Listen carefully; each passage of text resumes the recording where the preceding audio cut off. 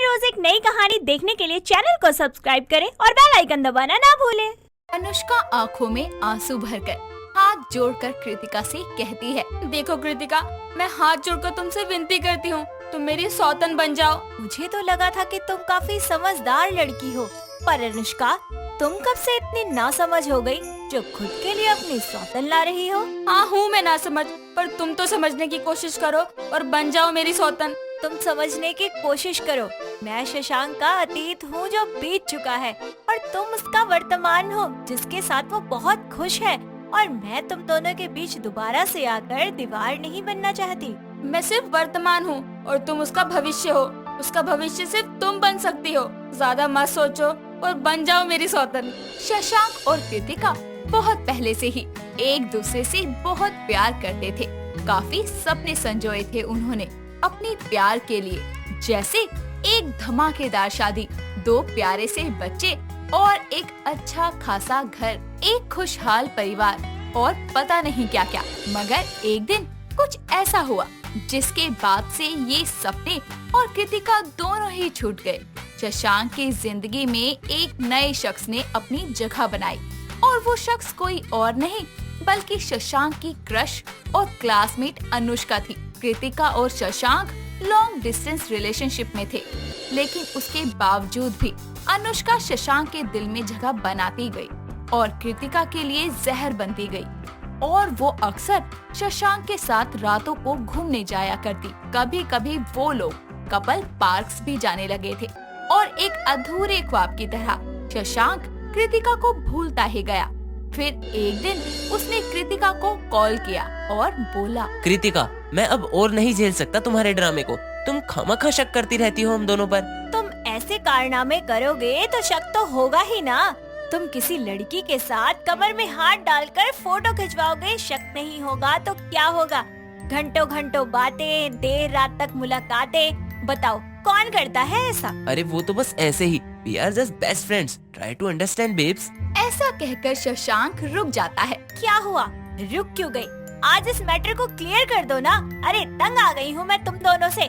तुम्हें क्या लगता है कि तुम मेरे पीठ पीछे मेरी सौतन ले आओगे और मैं तुम्हें शाबाशी दूंगी? यार, बात करने से या साथ घूमने फिरने से या फिर फोटो खिंचवाने से प्यार हो जाता तो आज मेरे पास सैकड़ों प्रेमिकाएं होती।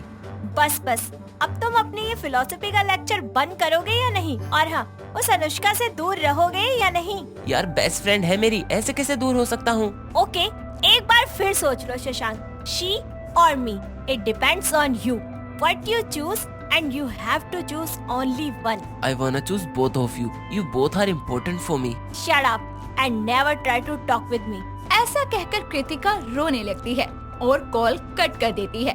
वहीं शशांक भी कुछ दिनों के लिए उदास हो जाता है और एक बुरे ख्वाब की तरह कृतिका को भूल सा जाता है। और इसी बीच अनुष्का को शशांक से बहुत ही ज्यादा प्यार होने लगता है, मगर शशांक इतने पुराने रिश्ते को खत्म नहीं कर पाता और फिर से कृतिका से बात करना शुरू कर देता है।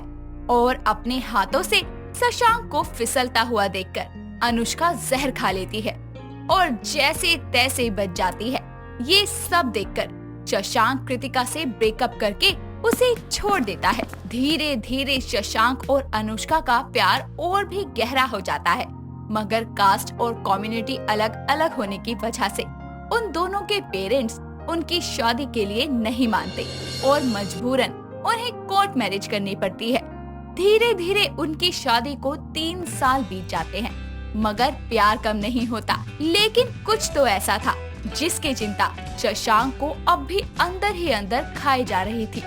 एक दिन शशांक अनुष्का से बोलता है, अनुष्का, हमारी शादी को 3 साल से भी ज्यादा हो गए, मगर अब तक हमें बेबी भी नहीं हुआ।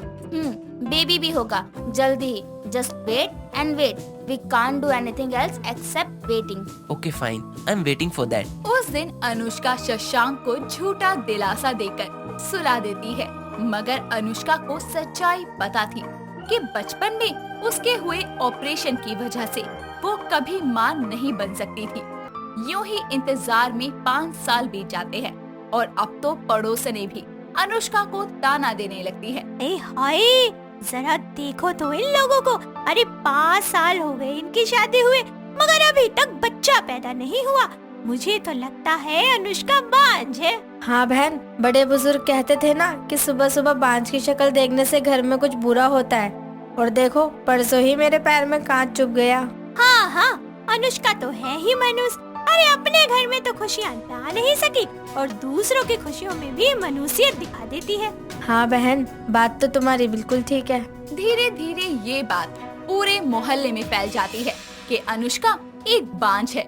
ये सब सुनकर और सोचकर अनुष्का फांसी लगाने जाती है, मगर तभी अचानक से अनुष्का की सहेली आकांक्षा आ जाती है और उसे फांसी लगाने से बचा लेती है। क्या हुआ अनुष्का, तुम मरना क्यों चाहती हो? क्या बताऊं यार, मैं अपनी जिंदगी से बिल्कुल भी खुश नहीं हूँ। बहुत से दुख है मेरी जिंदगी में।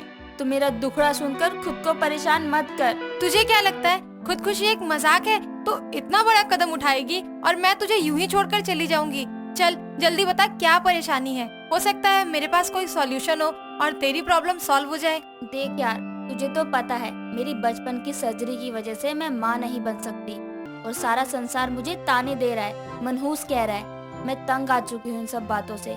बाकी दुनिया का तो मैं कुछ नहीं कर सकती, लेकिन शशांक भी हमेशा परेशान रहते हैं इस वजह से। देख, तेरी सर्जरी वाली प्रॉब्लम का तो हम कुछ नहीं कर सकते, मगर हाँ, शशांक को पिता बनने की खुशी तो दे ही सकते हैं। वो कैसे? तू शशांक की एक्स से उसकी शादी करवा दे। और तुम सब लोग एक दूसरे को काफी अच्छे से जानते हो, इस वजह से साथ रहने में भी कोई प्रॉब्लम नहीं होगी।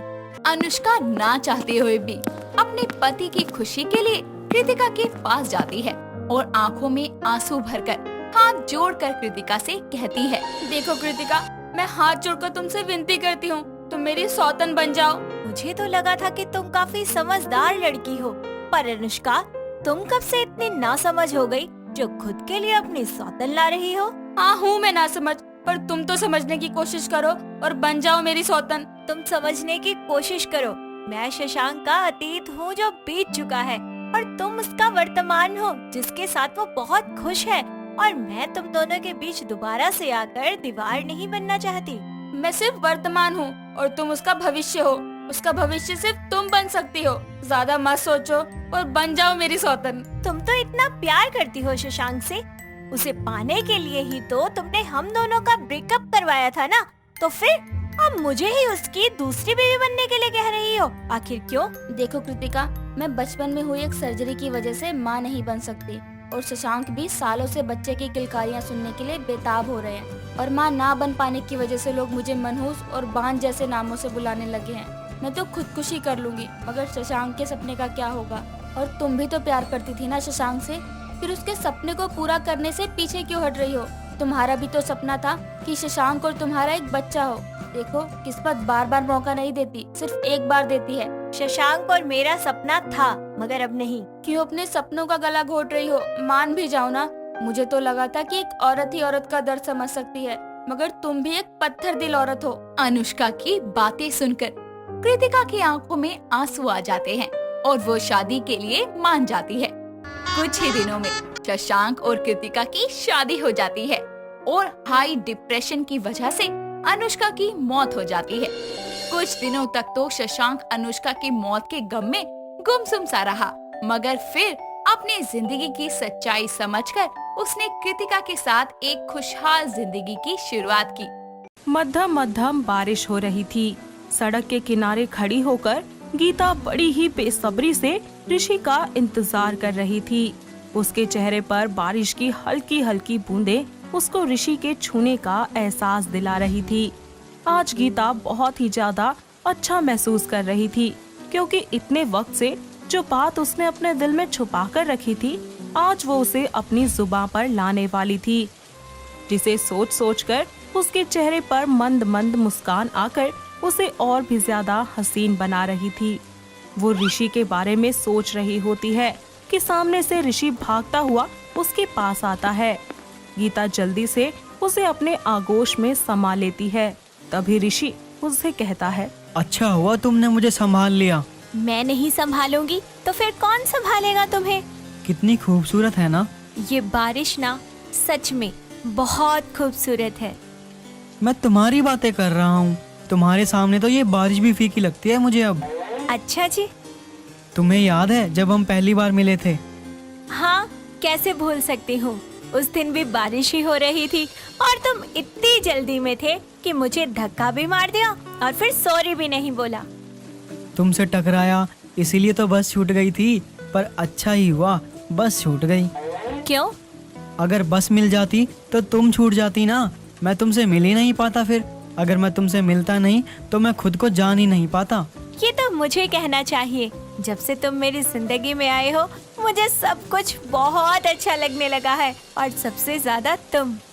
गीता की इस बात को सुनकर ऋषि थोड़ी देर के लिए खामोश हो जाता है। कुछ देर तक दोनों एक दूसरे की आंखों में कुछ इस कदर खो जाते हैं जैसे हवा में खुशबू। ऋषि धीरे धीरे गीता के करीब जाने लगता है। गीता को उसके पास आने का एहसास मदहोश कर रहा होता है। गीता अपने कदम पीछे लेने लगती है। तभी जोरों से बिजली चमकने की आवाज आती है और गीता जल्दी से ऋषि के गले लग जाती है। ऐसे में ऋषि गीता से बोलता है, देख लो, अब तो ये बारिश, ये कुदरत भी चाहती है कि तुम मेरी हो जाओ हमेशा हमेशा के लिए। तो रोका किसने है? बना लो मुझे अपना, चुरा लो इस दुनिया से, ले जाओ सबसे दूर। जैसा आप कहें। अच्छा, अब यहाँ से चलें, हम सारा दिन यहाँ नहीं रुक सकते। चलते हैं। ऋषि गीता का हाथ पकड़कर चलने लगता है। थोड़ी दूर चलने के बाद गीता ऋषि से अपना हाथ छुड़ा लेती है और सड़क के बीच में चली जाती है। साथ ही अपनी बाहें फैलाकर गोल गोल घूमने लगती है। तभी ऋषि उससे बोलता है, ये तुम क्या कर रही हो? इस पल को जी रही हूँ, आओ ना, तुम भी आओ। नहीं नहीं, मैं नहीं आ रहा। गीता ऋषि को खींचकर अपने साथ ले जाती है। उसके हाथ अपनी कमर पर रखती है और खुद के हाथ उसके गले के पास, और फिर उससे कहती है, एक बार में सुन लिया करो ना मेरी बात को, क्यों इतने जतन करवाते हो? ठीक है यार, वैसे हम यहाँ पर कब तक रहने वाले हैं? तुम्हें मेरे साथ यहाँ अच्छा नहीं लग रहा क्या? ऐसा नहीं है, तुम्हारी तबीयत खराब हो सकती है, बस इसलिए ही कह रहा हूँ। ऋषि उसका हाथ पकड़कर उसे लेकर जाने लगता है, लेकिन गीता उससे अपना पीछा छुड़ाकर वापस जाने लगती है। ऐसे में ऋषि गाना गाते हुए उससे कहता है, आँखों से छू लूं के बाहें तरसती हैं, दिल ने पुकारा है हाँ, अब तो चले आओ, आओ के शबनम की बूंदे बरसती हैं, मौसम इशारा है हाँ, अब तो चले आओ, प्लीज आ जाओ ना। गीता ऋषि का गाना सुनकर उसकी तरफ बढ़ने लगती है और वो भी गाना गाते हुए ही उससे कहती है, बाहों में डाले बाहें बाहें, बाहों का जैसे हार हुआ, तो हाँ माना मैंने, माना माना। अचानक से गीता गाते गाते चुप हो जाती है। तो ऋषि उससे बोलता है, इसके आगे की लाइन नहीं आती या गाना ही नहीं चाहती? लाइन भी याद है और जो कहना है वो भी कहूँगी, पर मुझे शर्म आ रही है कहने में। ठीक है, तो एक काम करते हैं, दोनों एक साथ बोलते हैं, इससे तुम्हें भी शर्म नहीं आएगी। ऋषि गीता को अपनी तरफ खींचता है और उसके चेहरे को अपने दोनों हाथों से पकड़ लेता है। उसकी आंखों में आंखें डालता है और फिर वो दोनों एक साथ गाना गाते हैं। हाँ माना मैंने, माना माना, हुआ मुझे भी प्यार हुआ तेरा, होने लगा हूँ। वो दोनों एक दूसरे के गले लग जाते हैं। दोनों की आंखों में खुशी के आंसू होते हैं। ऐसे में गीता उससे अलग होते हुए कहती है, I love you Rishi, I love you so much. I love you too Geet, मैं बहुत खुशकिस्मत हूँ कि इतनी बड़ी दुनिया में सिर्फ तुम मुझे मिली हो। मैं तो तुमसे ज्यादा हूँ। अच्छा एक बात पूछूं? हाँ पूछो ना। मुझे कभी धोखा तो नहीं दोगे ना? छोड़कर तो नहीं जाओगे ना मुझे? नहीं, कभी नहीं, ऐसा कभी हो ही नहीं सकता। जिंदगी में कभी ऐसा मुकाम आया भी कि हमें अलग होना पड़ेगा, तो वो दिन मेरी जिंदगी का आखिरी दिन होगा गीत, क्योंकि अब तुम ही मेरी जिंदगी हो और तुमसे अलग रह पाना मेरे लिए मुमकिन नहीं है। ऋषि अपने लबों से उसकी आंखों को चूमता है। गीता रोते हुए फिर से उसके गले लग जाती है, उसकी बाहों में खो जाती है और उस पल को याद करती है जब वो उससे पहली बार मिला था। गीता बस स्टैंड पर खड़ी होकर अपनी बस का इंतजार कर रही होती है। वो पहले ही अपने ऑफिस के लिए काफी लेट हो चुकी थी। ऊपर से बारिश रुकने का नाम ही नहीं ले रही थी। बारिश तेज होने की वजह से कोई ट्रांसपोर्ट भी नहीं मिल पा रहा था। वो वहाँ पर खड़ी हुई बस एक ही बात सोच रही थी। प्लीज गॉड इस बारिश को थोड़ा कम कर दो ना, वरना मैं ऑफिस नहीं जा पाऊंगी प्लीज। गीता खुद से बातें कर ही रही होती है कि तभी सामने से एक बस तेजी से आ रही होती है और उस बस के पीछे पीछे एक लड़का भागा भागा चला आ रहा था। गीता बस से बचने के लिए पीछे हट जाती है, पर वो लड़का आकर गीता से टकरा जाता है, पर बिना माफी मांगे या बिना कुछ कहे ही फिर से बस के पीछे भागने लगता है। बदकिस्मती से उसे वो बस नहीं मिलती और वो थक हार कर वापस बस स्टैंड पर चला जाता है और गीता के पास में बैठ जाता है। उसको परेशान देखकर गीता उससे पूछती है, सब ठीक है ना? यार पता है आज मेरी इतनी इम्पोर्टेंट मीटिंग है और मैं यहाँ बैठकर आपसे बात कर रहा हूँ। कोई बात नहीं, आप चिंता मत कीजिए, सब कुछ अच्छा ही होगा। ऋषि को गीता की बातें सुनकर थोड़ा अच्छा महसूस होता है और देखते ही देखते वहाँ एक और बस आ जाती है। वो दोनों बस में बैठते हैं और अपने अपने ऑफिस के लिए निकल जाते हैं। कुछ ही देर के बाद वो दोनों बस से उतरते हैं और अपने ऑफिस की तरफ बढ़ने लगते हैं। ऋषि गीता से आगे निकलकर अपने ऑफिस में पहुंच जाता है और अपने कैबिन में जाकर कपड़े चेंज कर लेता है, जिसके बाद वो पियून को बुलाकर उससे पूछता है, जिनके साथ आज मीटिंग फिक्स हुई थी वो आई है या नहीं? अभी तो नहीं आई सर, हो सकता है बारिश की वजह से कहीं फंस गई हो। हाँ हो सकता है, बहुत प्रॉब्लम हुई मुझे भी आने में।